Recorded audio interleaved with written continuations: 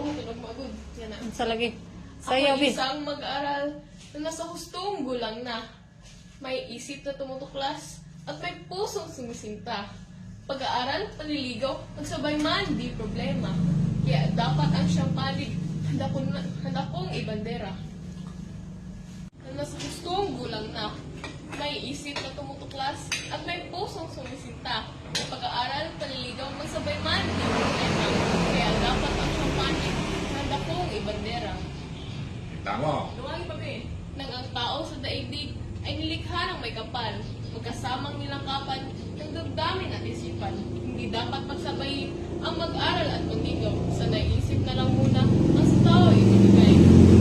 Sa tahanan unang-unang namumulat sa pag-ibig. Ang sanggol na laging tuktok ang inas kanyang dibdib.